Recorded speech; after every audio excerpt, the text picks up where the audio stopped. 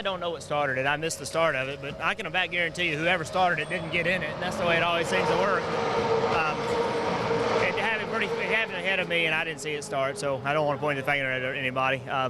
We had a decent car today with the Signature Chevrolet. Certainly not the fastest car out there, but here you can kind of get by with it, and I thought we were doing a good job. It just didn't work out for us.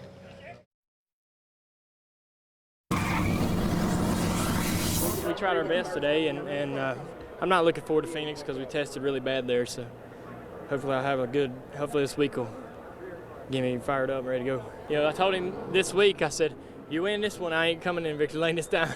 I said that caused too much trouble, but he's a great race car driver, and I knew years ago that he would eventually surpass my old man, and I think that he has an opportunity to pass a couple more, and I hope that he has a lot of success and he's able to challenge some of them other guys. We run the race best we can run it, and it's a poker game out there. You get a good hand, you get a bad hand. You get several good ones, several bad ones throughout the race, and you just hope you get a good one at the end. Yeah, I mean, it's crazy. You got to be there at the end. We had a great M&M's dark Ford Fusion today, but you just got to be there at the end. We ran real good in the Busch race yesterday, and I wasn't there at the end to take care of to capitalize on a great race car. So just one of those things that happens, but at the end, yeah, it definitely gets wild. And once it went green, white, checkered, I was in fourth at Daytona with the green, white, checkered, and all hell broke loose. So, we kind of knew what was coming there, and just had to be on our toes.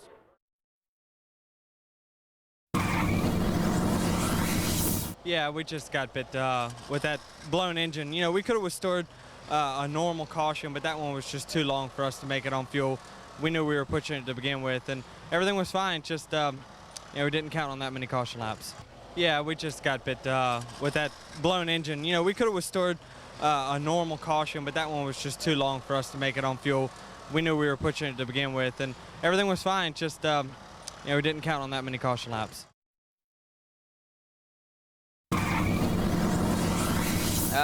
You want to finish it under green, really. That's how we race all day. You don't want to finish under caution, but we ended up decent. We ended up pretty good, better than we've been running, and it's lots of beer getting thrown out there.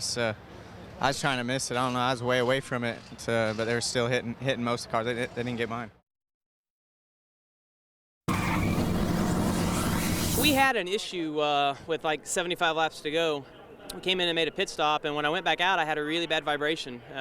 We thought maybe a wheel had been left loose or a wheel weight had come off, so we had to keep coming back in and putting tires on, and we just kept sticking gas in it. And then we pulled out. Larry's like, I think we can make it to the end right now, and all those guys had to pit. So it was a different speedway race today. The guys got 3 wide, and you couldn't pass. It didn't matter which lane you're in. I was kind of laughing because we were just riding and logging laps, and then with 40 to go or 50 to go, we all rode around the wall because anybody that tried to make a move couldn't make it happen. So different type of day for us.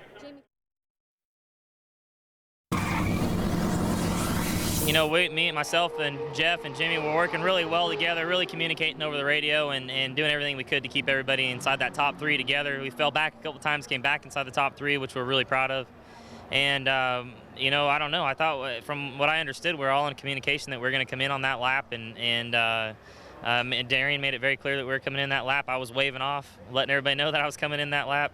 And, I don't know if somehow the 48 didn't know I was coming in or I slowed down sooner than he expected. Or it's very disappointing just because of where we're at in points and had such a good car. Hendrick Motorsports has done such a good job. And, we've gotten in this hole, rebuilding this team. And, we're where we need to be now to be competitive and do things right.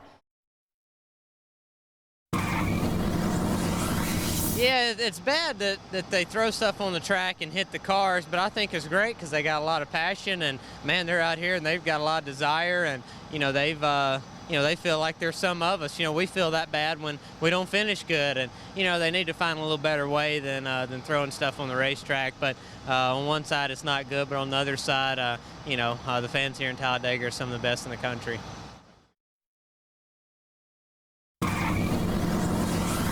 The end was horrible.